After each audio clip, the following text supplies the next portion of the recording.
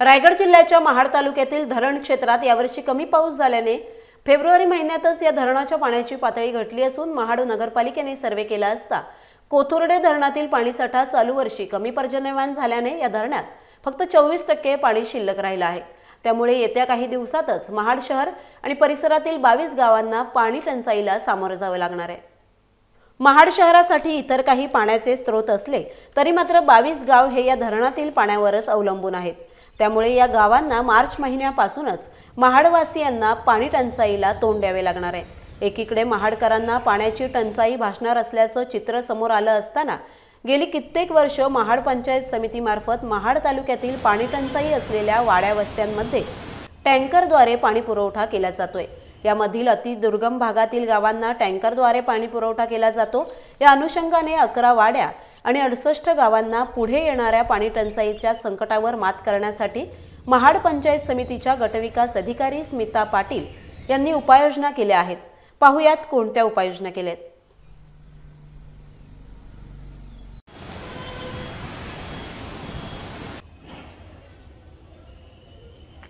महाड शहर तसेच धरण क्षेत्रामध्ये यावर्षी पर्जन्यमानाचं प्रमाण कमी असल्यामुळे धरणामध्ये पाणीसाठा यावर्षी दरवर्षीच्या मानाने कमी आहे। त्या अनुषंगाने नगरपालिकेने विविध उपाययोजना केलेल्या आहेत। त्यातलीच एक योजना कोथुर्डे धरणातला पाणीसाठा खूप कमी होतोय। त्या अनुषंगाने आम्ही MIDCच्या लाईन पण जोडून घेतलेल्या आहेत। जिथे जिथे गळती आहे ते गळतीचं प्रमाण रोखलेलं आहे आणि काही वॉल्स पण आम्ही बसवलेले आहेत। त्या आमच्या टेक्निकली उपाययोजना केलेल्या आहेत। तरी परंतु काही ठिकाणी नागरिकांकडूनही आम्हाला सहकार्याची अपेक्षा आहे की आपले जरा थोडा पाणी कपात झाली किंवा कमी दाबाने पाणी आले तरी नागरिकांनी सहकार्य करावे। तसेच कुणीही पाण्याचा अपव्यय करू नये। सर्वांनी आपल्या नळाला तोट्या वगैरे बसवू नये। याशिवाय वाहने धुणे वगैरे वाहने धुणे, पाण्याचा विनाकारण म्हणजे पाणी दररोजचं शिळ म्हणून फेकून देणे यासारख्या गोष्टी नागरिकांनी करू नये व जबाबदारीने पाणी जपून वापरावे। या अनुषंगाने आपल्याला येणाऱ्या संकटाचा सामना 2-3 महिन्याशी जो पाण्याचा संकट येईल त्याचा सामना करता येईल। महाड तालुक्यात आपल्या पाणी पुरवठ्याच्या संदर्भात पाणी पुरवठा विभाग आणि पंचायत समिती यांच्या मार्फत आपण आराखडा करत असतो।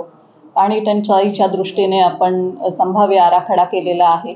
एप्रिल ते जूनचा आराखडा आपण करून जिल्ह्याला पाठवलेला आहे। यामध्ये वेगवेगळ्या उपाययोजना ज्या आपण करतो त्यामध्ये नवीन बोरवेल घेणे, विंधन विहिरींची दुरुस्ती करणे आणि काहीच सोर्स नसेल तर मग टँकरचा पर्याय हा आपल्या पुढे असतो।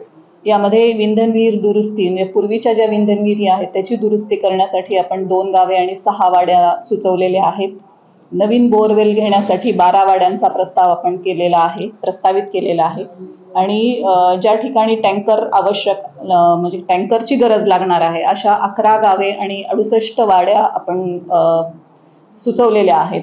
आणि आतापर्यंत जर विचार केला तर अजूनही आपल्याकडे पाणी पुरेशा प्रमाणात आहे। अजून टँकरची मागणी आपल्याकडे आतापर्यंत तरी आलेली नाही।